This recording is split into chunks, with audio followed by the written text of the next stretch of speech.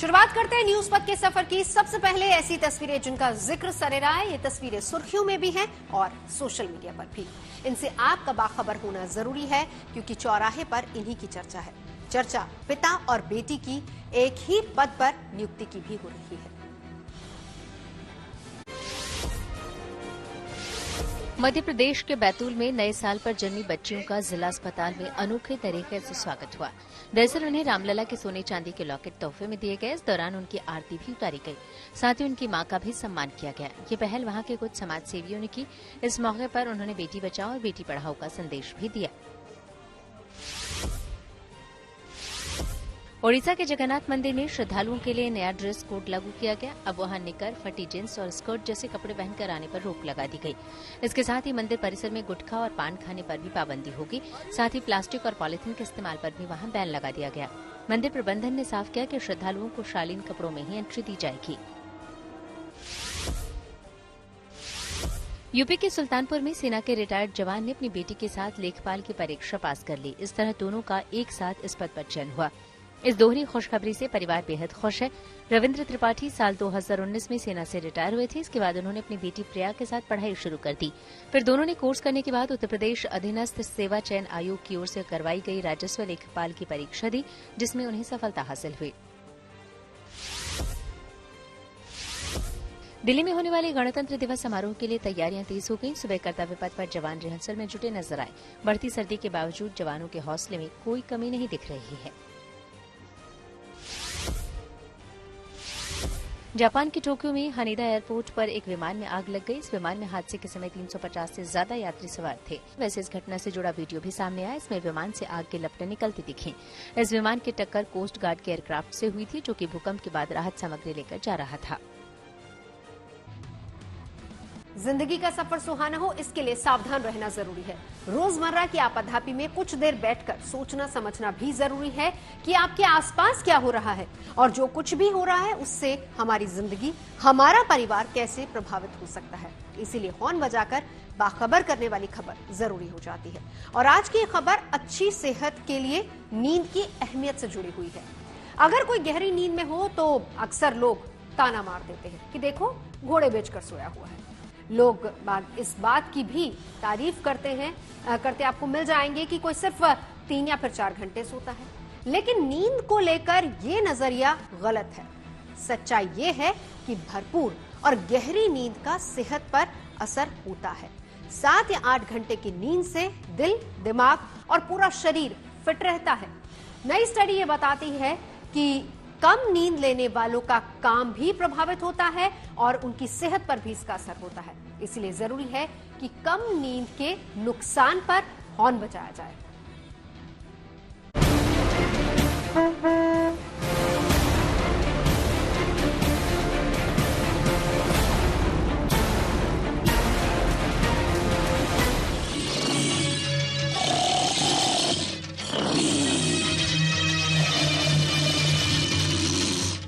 रावण के भाई कुंभकर्ण की नींद ऐसी कि जगाने के लिए गाजे बाजे, तीर तलवार की जरूरत पड़े। आज भी जब कोई गहरी नींद में हो तो उसकी तुलना कुंभकर्ण से कर दी जाती है।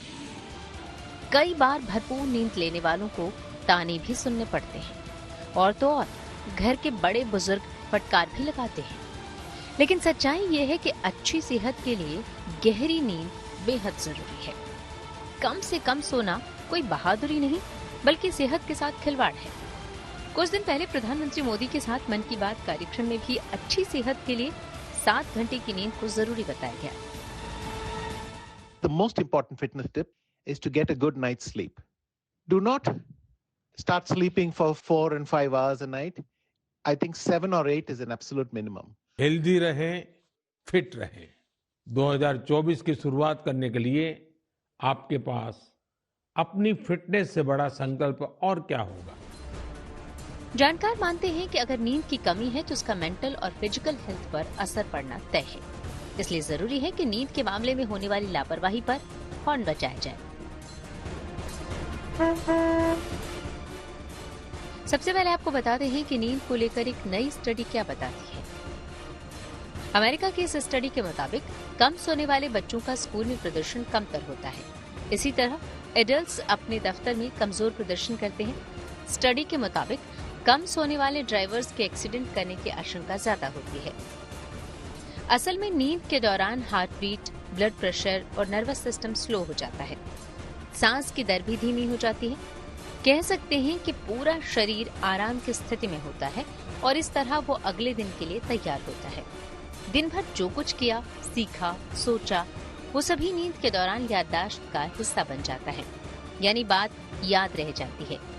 अगर नींद पूरी नहीं हुई तो दिमाग से बात गायब हो जाती है और दिल और दिमाग दोनों के थके होने का असर काम पर पड़ना लाजमी है। लेकिन बात यही खत्म नहीं होती। कम सोने से कई गंभीर बीमारियों की आशंका बढ़ जाती है। मसलन हाई ब्लड प्रेशर, स्ट्रोक की आशंका, स्किन प्रॉब्लम और डिप्रेशन का खतरा बढ़ सकता है। कुछ दूसरी समस्याएं भी हो सकती हैं। मसलन हंगर हार्मोन के चलते ज्यादा खाने की इच्छा होगी, जिसकी वजह से वजन बढ़ सकता है। समझने वाली बात यह है कि 7 घंटे की नींद तभी मायने रखती है जब साउंड स्लीप हो, यानी नींद की क्वालिटी अच्छी हो। नींद अच्छी आए इसके लिए जरूरी है कि आप सोने और जागने का समय निश्चित करें। रोजाना कम से कम 30 मिनट धूप में रहें। दोपहर 3 बजे के बाद नैप न लें। कैफीन और निकोटीन से दूर रहें। रात में खाना पीना हल्का रखें। कमरे में शोर न हो, तापमान नॉर्मल हो। बेड टाइम से 1 घंटा पहले स्क्रीन से दूरी बना लें। आरामदायक बिस्तर और तकिए का इस्तेमाल करें। इसके साथ ही खान पान की आदतों में भी बदलाव करने से अच्छी नींद आएगी। जानकार मानते हैं कि अनहेल्दी फूड जैसे जंक फूड, तला भुना मसालेदार खाना, हाई प्रोटीन फैट और मुश्किल से पचने वाली चीजें हमारी स्लीप साइकिल को बिगाड़ देती है। अगर खाने में मैग्नीशियम, पोटेशियम, फाइबर और विटामिन वाली चीजों को शामिल किया जाए तो नींद की क्वालिटी भी ठीक की जा सकती है। ये बात भी समझने की है कि शरीर की जरूरत के हिसाब से बच्चों को ज्यादा नींद आती है और बुजुर्गों को कम, इसलिए नींद के मामले में दोनों की तुलना ठीक नहीं। इसी तरह पढ़ाई या काम के बहाने नींद में कटौती करने से अच्छे नतीजे नहीं मिलते, बल्कि इसके नुकसान ज्यादा हैं। इसलिए नए साल में 7 से 8 घंटे सोने का संकल्प लें। दूसरों को भी नींद की अहमियत समझाएं। हॉर्न बजाएं।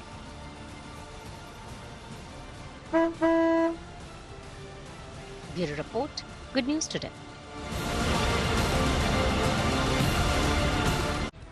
अरविंद केजरीवाल बुधवार को ईडी के सामने पेश होंगे या फिर नहीं, ये अब तक तय नहीं हो पाया है। इधर जम्मू कश्मीर पर दिल्ली में बड़ी बैठक हुई। खुफिया नेटवर्क को मजबूत करने पर दिया गया जोर। चलते न्यूज एक्सप्रेसवे पर, जहां देश भर की कुछ और जरूरी खबरें मौजूद हैं। बिहार में जातिगत गणना के मामले पर फिलहाल राज्य सरकार को सुप्रीम कोर्ट से राहत मिल गई। अदालत ने अभी सर्वे पर रोक लगाने से इनकार कर दिया, यानी सरकार सर्वे के आधार पर आगे बढ़ सकती है। हालांकि सुनवाई के दौरान अदालत ने बिहार सरकार के सार्वजनिक डोमेन में डाले गए आंकड़ों के विभाजन की सीमा पर सवाल उठाए। अब इस मामले में 29 जनवरी के बाद सुनवाई होगी। जम्मू कश्मीर की सुरक्षा के मसले पर दिल्ली में गृह मंत्रालय में उच्च स्तरीय बैठक हुई। इसमें गृह मंत्री अमित शाह के अलावा राष्ट्रीय सुरक्षा सलाहकार अजीत डोभाल, उपराज्यपाल मनोज सिन्हा और खुफिया एजेंसियों के प्रमुखों के साथ साथ सेना और दूसरी एजेंसियों के कई अधिकारी मौजूद रहे। सुप्रीम कोर्ट ने एक ट्रांसजेंडर टीचर की याचिका पर सुनवाई की, जिसके बाद उसने केंद्र, यूपी और गुजरात सरकार को नोटिस जारी किया। इस टीचर का आरोप है कि उसके लिंग की पहचान होने के बाद उसे निजी स्कूलों में नौकरी से हटा दिया गया। अब इस मामले में कोर्ट ने जवाब दाखिल करने के लिए राज्य सरकारों को 4 हफ्ते का वक्त दिया है। हिट एंड रन से जुड़े कानून में बदलाव के बाद ट्रांसपोर्ट व्हीकल के ड्राइवरों ने दूसरे दिन भी देश भर में हड़ताल जारी रखी। ड्राइवरों ने ट्रकों, टैंकरों और बसों में काम का बहिष्कार किया और अपने वाहनों को सड़क पर छोड़ दिया। इस हड़ताल से दिल्ली, महाराष्ट्र, हिमाचल प्रदेश समेत कई राज्यों में असर दिखा। लोगों को पेट्रोल और दूसरी रोजमर्रा की चीजों की किल्लत का सामना करना पड़ा। हिमाचल प्रदेश हाईकोर्ट के आदेश के बाद सरकार ने आईपीएस अधिकारी संजय कुंडू को डीजीपी के पद से हटा दिया। अब उन्हें आयुष विभाग में प्रधान सचिव बनाया गया। एक कारोबारी की शिकायत के बाद अदालत ने ये कड़ी कार्रवाई की थी। वैसे हाईकोर्ट के फैसले के खिलाफ सुप्रीम कोर्ट में भी याचिका दाखिल की गई है, जिसमें डीजीपी और एसएसपी को हटाए जाने का विरोध किया गया है। इस मामले में सुप्रीम कोर्ट बुधवार को सुनवाई करेगी। प्रधानमंत्री मोदी ने तमिलनाडु के तिरुचिरापल्ली में 20,000 करोड़ रुपए से ज्यादा की कई विकास परियोजनाओं का उद्घाटन और शिलान्यास किया। इस मौके पर उन्होंने तिरुचिरापल्ली अंतर्राष्ट्रीय हवाई अड्डे पर नए टर्मिनल भवन का भी उद्घाटन किया। इसके अलावा रेल, सड़क, तेल और गैस समेत कई परियोजनाएं राष्ट्र को समर्पित की। खबरों के एक्सप्रेसवे से आगे रुख करते हैं सियासी ढाबे का, जहां आज की सबसे दिलचस्प खबर मौजूद है। इंडिया गठबंधन में सीट शेयरिंग को लेकर कंफ्यूजन बरकरार है। हालांकि कांग्रेस ने अपनी ओर से एक फॉर्मूला तैयार कर लिया है। सूत्र बता रहे हैं कि पार्टी ने देश की आधी से ज्यादा यानी कि 290 सीटों पर अपना दावा किया है, पर यह तो कांग्रेस का फॉर्मूला है। सवाल यहां पर यह है कि गठबंधन के दूसरे दल क्या कांग्रेस को इतनी सीटें देने के लिए तैयार होंगे? सीटों के अलावा संयोजक को लेकर भी गठबंधन में भारी उलझन है।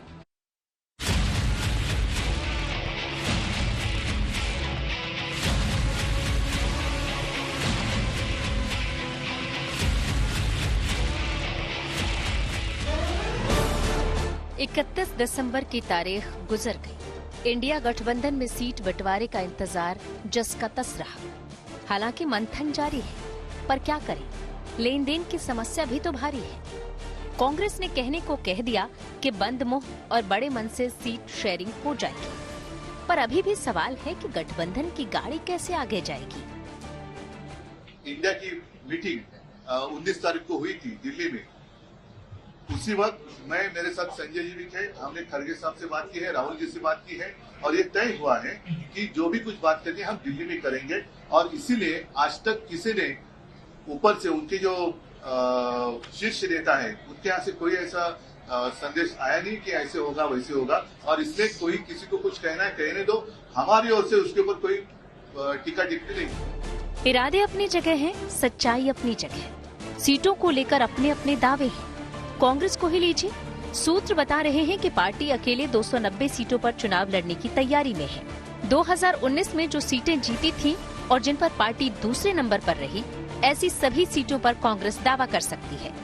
कहा जा रहा है कि सहयोगी दलों के साथ सीट शेयरिंग पर कांग्रेस ने फैसला कर लिया है, जिस पर 4 जनवरी की अहम बैठक में मुहर लग सकती है। इंडिया गठबंधन का झंडा जैसे ही लहराएगा, घर घर में लोग खुश होंगे, क्योंकि महंगाई से निजात मिलेगी राम के बच्चों को रोजगार मिलेगा, राम की लड़कियों को, राम की बच्चियों को इन दुराचारी सरकार से, जो बीएचयू में जिस तरीके से भारतीय जनता पार्टी के कारिंदों ने दुर्घटना की है और जो दुराचार किया है, उससे मुक्ति मिलेगी। मसला ये है कि कांग्रेस की 290 सीटों पर दावेदारी सहयोगी पार्टियों को मंजूर नहीं होने वाली। कम से कम पश्चिम बंगाल, यूपी और पंजाब में टकराव तय है। ममता और अखिलेश सीटों पर समझौता करने को शायद ही राजी होंगे। रही बात बिहार की, तो वहाँ तस्वीर ही साफ नहीं। गठबंधन का दारोमदार नीतीश कुमार पर है, जिन्हें गठबंधन में बनाए रखने के लिए ही मशक्कत हो रही है। जेडीयू चाहती है कि उन्हें गठबंधन का चेहरा बनाया जाए। स्वाभाविक रूप से माननीय नीतीश कुमार जी का राष्ट्रीय फलक पर राजनीति में एक ऐसा महत्वपूर्ण स्थान है। मात्र 45 एमएलए की पार्टी, लेकिन राजनीति इनके इर्द गिर्द ही घूमते रहता है। अब ये तो आधिकारिक रूप से मुझे जानकारी नहीं है, वर्चुअल मीटिंग है, क्या है, नहीं है, क्या एजेंडा है, इसकी जानकारी नहीं है। लेकिन यह तो महत्वपूर्ण है ना कि इंडिया गठबंधन के सूत्रधार तो नीतीश कुमार की उपयोगिता है इंडिया गठबंधन में, और जो कि इंडिया गठबंधन बनाने में उनका योगदान रहा है, शुरू से उन्होंने उसमें पहल की है। तो आगे क्या जिम्मेदारी दी जाएगी, मैं समझता हूँ कि तमाम लोगों की राय से, गठबंधन के जितने साथी हैं उनकी राय से ही कोई फैसला होगा। और अभी कोई नतीजे पर हमको नहीं लगता है कि कांग्रेस पार्टी पहुंचे। सियासी गलियारों में चर्चा है कि नेता बनाए जाने पर ही नीतीश मानेंगे, और अगर ऐसा नहीं हुआ तो बीजेपी के साथ जा सकते हैं। पार्टी अध्यक्ष बनने के पीछे शायद उनकी रणनीति यही है, पर इंडिया गठबंधन के नजरिए से देखें तो असमंजस की ये स्थिति सही नहीं है। अगर सीटों को लेकर ही कंफ्यूजन है तो चुनाव की तैयारी कब होगी? कंफ्यूजन शायद आपको लग रहा हो, हमें इंटरनली कोई कंफ्यूजन नहीं है। एक 15 दिन पहले दिल्ली में माननीय सोनिया जी, माननीय उद्धव जी और आदरणीय पवार साहब की एक मीटिंग हुई थी। उसमें सीट शेयरिंग की बहुत सारी बातें साफ हुई थी, फॉर्मूला का भी निर्णय लिया था। वो सिर्फ ऑफिशियल आप तक पहुंचाया नहीं गया, अगले 8-10 दिन में वो भी हम आपको बता देंगे। आप चिंता न करें, बहुत अच्छी चर्चाएं अलग अलग हो रही है। सारा जो टीवी पे होता है वो पूरी स्टोरी नहीं होती, अभी पिक्चर बहुत बाकी है। एनसीपी चाहे जो दावा करे, लेकिन महाराष्ट्र में भी सीटों का बंटवारा आसान नहीं। उद्धव ठाकरे भी साथ चलने, साथ लड़ने का भले ही भरोसा दें, लेकिन सीटें सभी को ज्यादा चाहिए। कांग्रेस का फॉर्मूला सभी को पसंद आया तो ठीक, नहीं तो गठबंधन की गाड़ी अटक भी सकती है। Bureau report, good news today. News पथ पर आगे धन बाजार, जहां शेयर बाजार से लेकर कारोबार तक की सभी अहम खबरें मौजूद हैं और इसका सीधा रिश्ता आपकी आमदनी और जेब से है। तेज रफ्तार खबरों के बीच ये जरूरी खबरें छूट ना जाए, इसीलिए चलिए धन बाजार की भी खबर ले लें। साल के दूसरे कारोबारी दिन शेयर बाजार में गिरावट रही। सेंसेक्स 379 अंक लुढ़का, ये 71,892 पर बंद हुआ। वहीं निफ्टी भी 76 अंक फिसल कर 21,666 पर पहुंच गया। निफ्टी के 31 शेयर लाल निशान पर बंद हुए। दिल्ली सर्राफा बाजार में सोने चांदी के भाव चढ़े। सोना 280 रुपए महंगा हुआ। इसके साथ ही दिल्ली में 10 ग्राम सोने की कीमत बढ़कर 64,200 रुपए हो गई। वहीं चांदी की कीमत में भी 300 रुपए की तेजी आई। 1 किलो चांदी की कीमत बढ़कर 78,800 पर पहुंच गई। कार कंपनी हुंडई ने अपनी नई कार क्रेटा फेसलिफ्ट की बुकिंग शुरू कर दी। इसे 25,000 रुपए में ऑनलाइन या ऑफलाइन दोनों तरीके से बुक किया जा सकता है। हुंडई की ये नई कार भारत में 16 जनवरी को लॉन्च होगी। इसकी कीमत का खुलासा भी उसी दिन होगा। कंपनी की ये खास एसयूवी 6 सिंगल कलर और 1 डुअल कलर ऑप्शन में बाजार में आएगी। टू व्हीलर बनाने वाली जापानी कंपनी कावासाकी ने अपनी नई bike Ninja ZX 6R super sports bike Bharat में लॉन्च कर दी। इसकी शुरुआती कीमत करीब 11 लाख रुपए है। न्यूज पथ के सफर में अब सोशल अड्डा का रुख करते हैं, जहां आज की बात होगी उत्तर प्रदेश की सरकार के एक बड़े फैसले से जुड़ी। यूपी में कानून व्यवस्था को लगातार सुधारने में जुटे मुख्यमंत्री योगी आदित्यनाथ ने अब स्कूली बच्चों की सुरक्षा को लेकर एक बड़ा फैसला किया है। यूपी सरकार ने एक नोटिफिकेशन जारी कर सभी स्कूल वैन्स और बसों में सीसीटीवी कैमरे लगाने का आदेश दिया है और इसे अनिवार्य कर दिया है। राज्य के प्रमुख सचिव परिवहन की ओर से दी गई जानकारी के मुताबिक उत्तर प्रदेश मोटर वाहन नियम 1998 के तहत ये प्रावधान लागू करने के लिए कहा गया है। इस नियम को लागू करने के लिए सभी स्कूलों और बस मालिकों को 3 महीने का वक्त दिया गया है। स्कूल वैन और बस में सीसीटीवी कैमरे लगे होने से बच्चों की सुरक्षा पर हर वक्त नजर रखने में मदद मिलती है। स्कूल प्रशासन और बच्चों के अभिभावक दोनों को सीसीटीवी कैमरे लगे होने का फायदा मिलेगा। स्कूल बसों को लेकर पहले ही उत्तर प्रदेश मोटर वाहन कानून में विशेष प्रावधान किए गए हैं। इस कानून के तहत स्कूली बच्चों को ले जाने वाली बस और वैन पीले रंग में रंगी होनी चाहिए और उन पर आगे और पीछे बड़े अक्षरों में स्कूल बस लिखा होना चाहिए। स्कूल से जुड़े वाहनों में प्रेशर हॉर्न या फिर मल्टी टोन हॉर्न नहीं लगे होने चाहिए। आपात स्थिति को लेकर वाहनों में अलार्म या फिर घंटी का भी सायरन लगा होना चाहिए। सभी स्कूल वाहनों में आग बुझाने के लिए अग्निशामक यंत्र, जीपीएस ट्रैकिंग और एक अटेंडेंट भी अनिवार्य है। यूपी सरकार के स्कूल बसों से जुड़े इस नए फैसले को लेकर हमने नोएडा में कुछ लोगों से भी बात की और उनकी राय जाननी चाहिए। स्कूल में बच्चों की सुरक्षा के लिए बसों में सीसीटीवी होगा, कितना जरूरी है और कितना पहले हो जाना चाहिए? ये वैसे बहुत पहले हो जाना चाहिए था, क्योंकि एक्चुअली बच्चे हमारे जाते हैं, देखिए यहाँ से हम जब गाड़ी में बैठा देते हैं उनको स्कूल बस में या वैन में, तो उनके साथ सब कुछ स्कूल के भरोसे होता है और स्कूल का मैनेजमेंट भी नहीं जानता कि वो बच्चे कैसे पहुँच रहे हैं, क्योंकि 1 से 1.5 घंटे वो उस वैन में रहते हैं। और अब नॉर्मली अगर देखा है 10 से 15 किलोमीटर की दूरी पर अगर स्कूल है तो कम से कम 1 से 1.5 घंटे लगते हैं। तो वो 1 से 1.5 घंटे उस वैन में रहते हैं और सारी सुरक्षा उस ड्राइवर और उसमें जो भी साथ में बैठती हैं, हेल्पर आंटी वो बैठती हैं जो बच्चों की होती हैं, उनके भरोसे रहता है। तो ये बहुत पहले जाना चाहिए था और इससे सभी को डर बना रहेगा कि हाँ बच्चों के ऊपर निगरानी चल रही है, स्कूल की भी है, पेरेंट्स की भी है और ये होना चाहिए था। सीसीटीवी लगने के बाद से कहीं ना कहीं जवाबदेही तय होगी और इससे ये भी पता लग पाएगा कि किसकी गलती है और किसकी गलती नहीं है।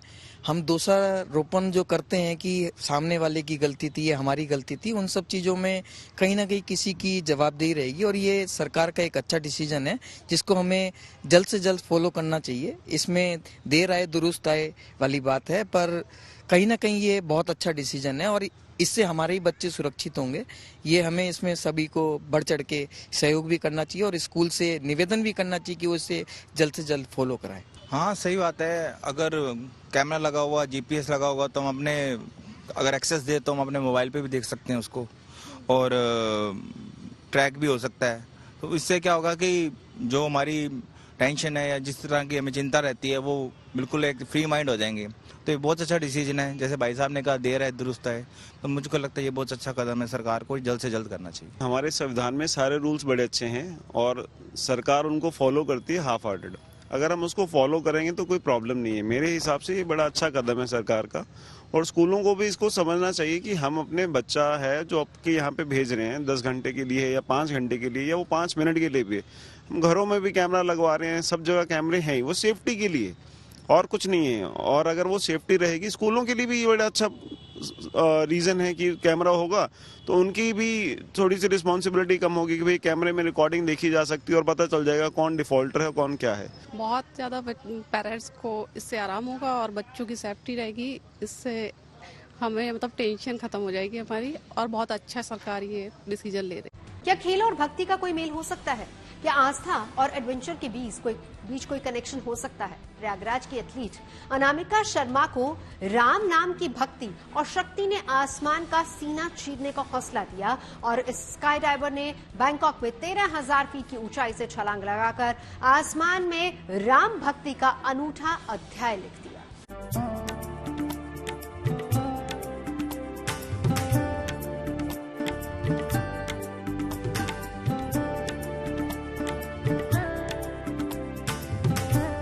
प्राण प्रतिष्ठा महोत्सव को लेकर पूरे देश में गजब का उत्साह है। रामलला के नए मंदिर को लेकर राम भक्त तरह तरह से अपनी खुशी का इजहार कर रहे हैं। कोई मीलों पैदल चलकर अयोध्या पहुंच रहा है तो कोई अपने आराध्य के लिए सुंदर उपहार तैयार कर रहा है। लेकिन प्रयागराज की अनामिका शर्मा ने अयोध्या के रामोत्सव को लेकर अनूठे अंदाज में अपनी खुशी जाहिर की। अनामिका ने बैंकॉक में 13,000 फीट की ऊंचाई से राम मंदिर के ध्वज के साथ छलांग लगाई और आसमान में अपने आराध्य श्री राम का ध्वज फहराया। मेरा तरीका था अपने भगवान जी को सम्मान देने का, और मैं इसके लिए 13,000 फीट से एक पुष्पक विमान से छलांग लगाई और भगवान श्री राम अयोध्या मंदिर का ध्वज फहराई। ये मेरा तरीका था भगवान श्री राम को बुलाने का, वेलकम करने का और उनके प्रति अपना सम्मान दिखाने का। जाहिर है भक्ति और विश्वास को जाहिर करने का ये बेहद अनूठा तरीका है। अनामिका को बचपन से ही स्काई डाइविंग के प्रति लगाव रहा है। वो चाहती हैं कि देश में इस खेल को बढ़ावा मिले और लड़कियां इस एडवेंचर स्पोर्ट्स में बढ़ चढ़कर हिस्सा लें और पूरी दुनिया में भारत का नाम रोशन करें। मेरे को एक्चुअली ये उत्सुकता और इंटरेस्ट बचपन से ही था स्काई डाइविंग का, क्योंकि मेरे पिताजी भी इसी स्पोर्ट्स में थे और वो वायुसेना में रहे हैं। तो बचपन से मेरा बहुत मन था, और अब वो मन और मतलब पैशन एक रीजन के साथ मिल चुका है, तो काफी अच्छा लगता है। माता पिता 22 साल की अनामिका की इस कामयाबी का श्रेय श्री राम को ही देते हैं। इनका मानना है कि रामलला की प्रेरणा से ही अनामिका ये सफलता हासिल कर सकी, और ये इनके लिए गर्व का पल है। बेटी ने 13,000 की फीट से भगवान श्री राम मंदिर का ध्वज को लेके छलांग लगाई और 13,000 फीट से 6,000 फीट तक वो ध्वज को फहराती रही, जो कि काफी कठिन और काफी मुश्किल काम था। मुझे बहुत ही गर्व हो रहा है इस बात का। मेरे लिए बहुत खुशी की बात है। मेरी बेटी किसी बेटा से कम नहीं है। आज इन्होंने एक मिसाल कायम कर दिया है, और ये प्रभु श्री राम के सम्मान में ये ध्वज लेके 13,000 फीट से छलांग लगाई है। इस वक्त पूरे देश में प्राण प्रतिष्ठा महोत्सव को लेकर उत्साह है। अनामिका शर्मा ने भी अपने जज्बे और खेल से राम भक्ति की अद्भुत तस्वीर पेश की है। Pankaj Srivastava, Prayagraj, good news today. अब रुक करते प्रगति मार्ग का, जहां ऐसी खबरें हैं जो देश की तरक्की, प्रगति और लोगों की काबिलियत को दिखाती हैं। गुजरात के जूनागढ़ में 1.5 साल पहले एक अनूठा कैफे खोला गया था, जो अब एक नए मुकाम पर पहुंच गया है। इस कैफे ने महज 1.5 साल में करीब 9 लाख रुपए का मुनाफा कमाया। दरअसल 1.5 साल पहले पर्यावरण को बचाने के लिए इस कैफे की शुरुआत हुई थी, और इसके तहत इस कैफे में नाश्ते की कीमत रखी गई थी बेकार प्लास्टिक। ये पहल अब लोगों को खूब पसंद आ रही है।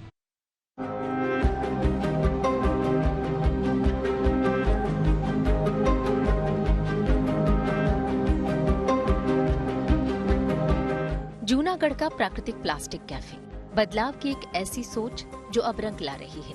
इस कैफे को शुरू किया गया था इस सोच के साथ कि प्लास्टिक से होने वाले पर्यावरण के नुकसान को कम किया जा सके और शहर साफ सुथरा रहे। इसके लिए इस कैफे के जरिए एक नई पहल की गई और वो नई पहल ये थी कि इस कैफे में मिलने वाले नाश्ते की कीमत रखी गई बेकार प्लास्टिक। मतलब इस कैफे में नाश्ते के लिए आपको चुकाने होते हैं बस वो बेकार प्लास्टिक जो आपके किसी काम के नहीं। प्लास्टिक की थैली, दूध की बोतल, पानी की बोतल, सब बोतल प्लास्टिक वगैरह देके जाते हैं और उसके बदले में हम उनको खाना प्रोवाइड करते हैं। जैसे 1 किलो प्लास्टिक पे पौवा, ढोकरा, थेपला, आलू परोठा, ऐसे सब फूड हम लोग देते हैं। इससे सस्ता नाश्ता भला कहाँ मिलेगा, सो लोग इस तरफ का रुख करने लगे और महज 1.5 साल में इस कैफे ने शहर में अपनी खास पहचान बना ली है। यहाँ हर रोज 30 से 40 लोग लंच के लिए पहुँचते हैं। यहाँ पे रोज खाना आता हूँ क्योंकि यहाँ का खाना ऑयली कम होता है और इसमें न्यूट्रिशन ज्यादा होता है। यहाँ पे रोज अलग अलग वैरायटी होती है और घर जैसा एहसास होता है। और यहाँ पे प्लास्टिक का भी एनवायरनमेंट को अच्छा रखने के लिए कोशिश की जाती है। इस कैफे को सखी मंडल की महिलाएं चलाती हैं। मिट्टी के बर्तनों में खाना परोसने की भी व्यवस्था है। खास बात यह है कि इस कैफे में आपको जंक फूड नहीं मिलेगा। यहाँ आपको मिलेगा ढोकला, थेपला, आलू पराठा, पोहा, उपमा जैसा पौष्टिक नाश्ता और पीने के लिए जूस, नींबू पानी और शरबत। मतलब आम के आम, गुठलियों के दाम। प्लास्टिक से होने वाले नुकसान से मुक्ति, लोगों को पौष्टिक खाना और कमाई का अच्छा जरिया। सबका समाधान प्राकृतिक प्लास्टिक कैफे। यही वजह है कि महज 1.5 साल में ये अनूठा कैफे 9 लाख रुपए की कमाई कर चुका है। 1.5 साल पहले तब यहाँ के कलेक्टर रहे रचित राज ने इस कैफे की शुरुआत की थी। अब यहाँ हर महीने करीब 350 किलो तक प्लास्टिक जमा हो जाता है, जिसे बाद में रिसाइकलिंग के लिए फैक्ट्रियों को बेचा जाता है और उससे हुई कमाई से कैफे चलता है। इस अनूठी पहल को हमने तब भी दिखाया था जब इसकी पहल हुई थी और आज ये कैफे नए मुकाम पर है। जूनागढ़ आने वाले सैलानियों के लिए ये आकर्षण का केंद्र है। Bhargavi Joshi, Junagadh, good news today. WhatsApp ने बड़ी संख्या में किए अकाउंट बैन। टेक्नोलॉजी से जुड़ी ऐसी ही कुछ और जरूरी खबरों को जानने और समझने के लिए आपको लिए चलते हैं डिजिटल गली। व्हाट्सएप ने 71 लाख से ज्यादा खातों को बैन कर दिया। कंपनी ने यह कार्रवाई आईटी नियमों के उल्लंघन के मामले में की। बताया गया कि 71,96,000 अकाउंट में से 19,54,000 अकाउंट को कंपनी ने बिना किसी शिकायत के बैन किया। यानी व्हाट्सएप ने खुद मॉनिटरिंग के तहत ये कार्रवाई की। गूगल मैप्स में एक नया फीचर जोड़ा गया जिससे व्हाट्सएप की तरह रियल टाइम लोकेशन शेयर की जा सकेगी। यानी आप कहां हैं ये आप अपने दोस्तों या परिवार को बता सकेंगी। व्हाट्सएप पर पहले से ही ये सुविधा मिलती है। टेलीकॉम कंपनी वोडाफोन आइडिया ने विदेशी निवेश को लेकर सफाई दी। कंपनी ने उन खबरों को गलत बताया जिसमें ये कहा जा रहा था कि एलन मस्क की कंपनी स्टारलिंक जल्द वोडाफोन आइडिया में निवेश कर सकती है। लेकिन अब कंपनी ने स्टॉक एक्सचेंज की ओर से मांगे गए जवाब में ये सफाई दी। ऐसे में कंपनी का शेयर 5.5% गिरकर 16 रुपए के पास खिसक गया। नए साल का इंतजार भले ही खत्म हो गया हो, लेकिन शिमला अब भी सैलानियों से गुलजार है क्योंकि अब यहां आने वाले पर्यटकों को लंबे जाम से छुटकारा मिलने की उम्मीद जगी है। यहां की डबल लिंक टनल लोगों के लिए सौगात साबित हो रही है। इससे पहले तक जब लोग शिमला जाया करते थे तो उन्हें लंबे ट्रैफिक जाम का सामना करना पड़ता था, खासतौर से नए साल के मौके पर जब ट्रैफिक ज्यादा होता है।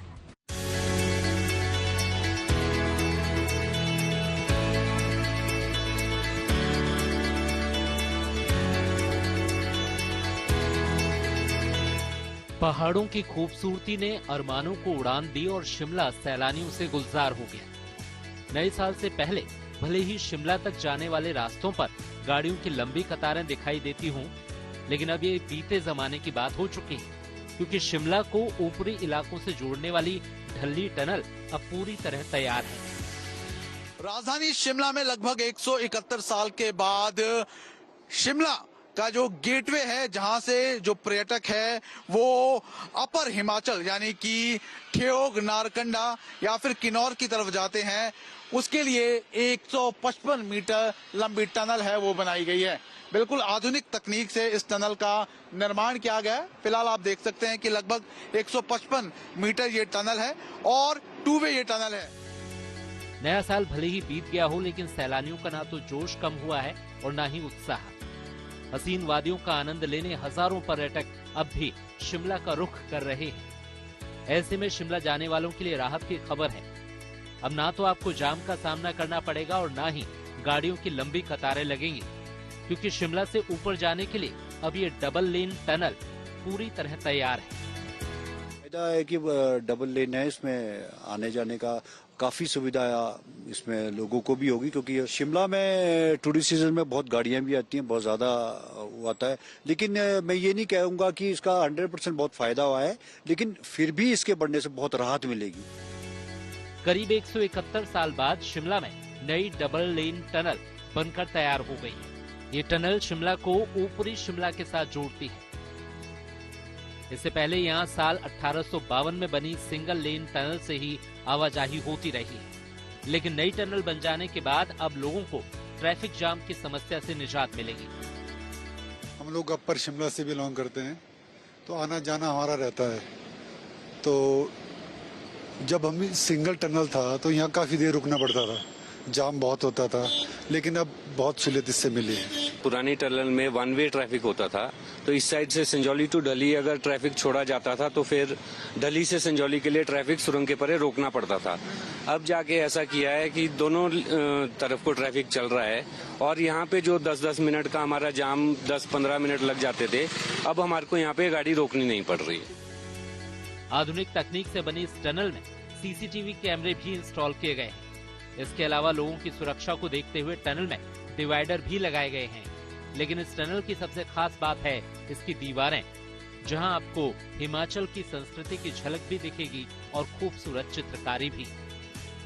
एक तरह से जो ये टनल है वो गेटवे है, क्योंकि यहीं से ही तमाम तरह के जो सैलानी हैं और अपर हिमाचल के जो लोग हैं वो अपने घरों तक, अपने गंतव्य तक जाते हैं।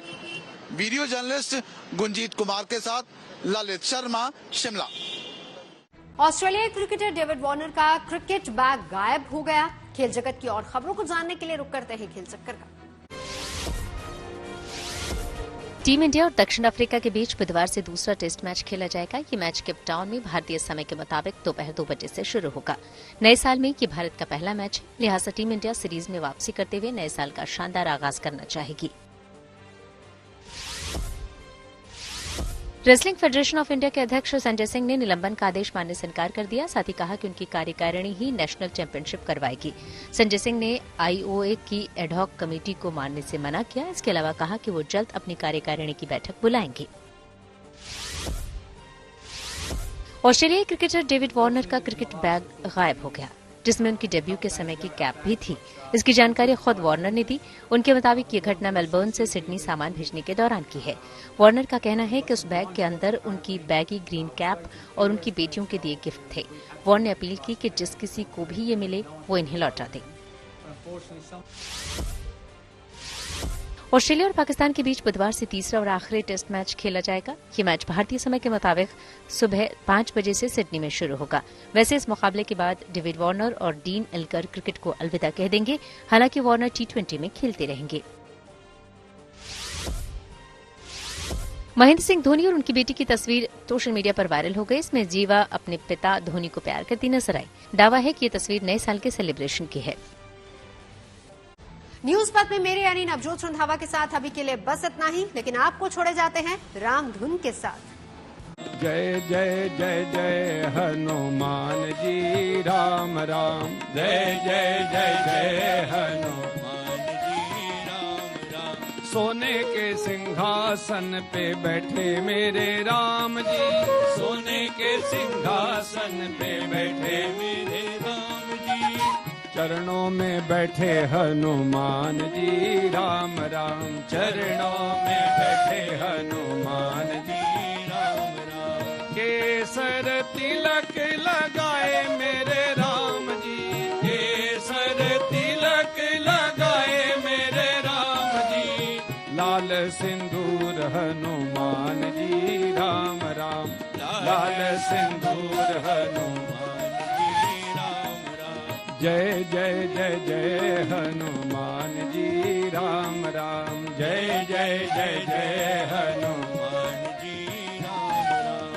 पीला पीतांबर पहिरे मेरे राम जी, पीला पीतांबर पहिरे मेरे राम जी। लाल लंगोट हनुमान जी राम राम, लाल लंगोट हनुमान जी राम राम। बोलो जय जय जय जय हनुमान जी राम राम, जय जय जय जय हनुमान जी राम राम।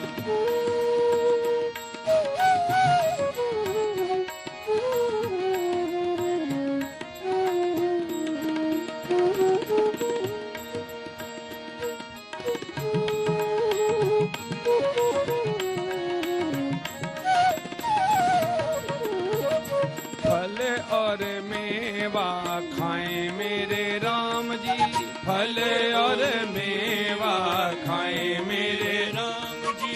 लड्डूवन का भोग हनुमान जी राम राम, लड्डूवन का भोग हनुमान जी राम राम।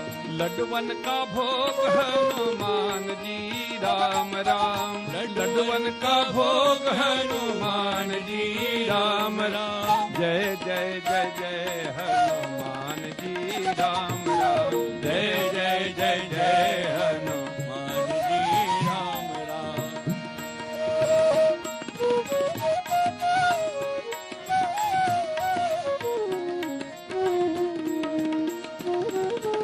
मुक्ति के दाता हैं मेरे राम जी, मुक्ति के दाता हैं मेरे राम जी।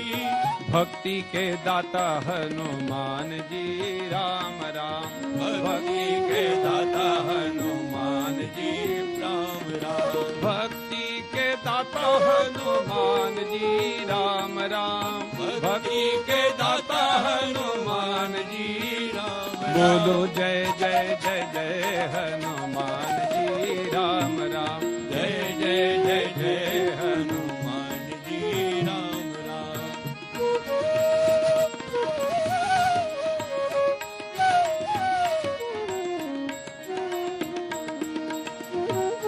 सारी रामायण में है मेरे राम जी, सारी रामायण में है मेरे राम जी। सुंदर कांड हनुमान जी राम राम, सुंदर कांड हनुमान जी राम राम।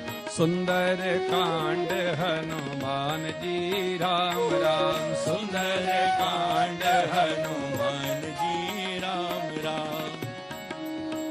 शांतं शाश्वतमप्रमेयमनघम्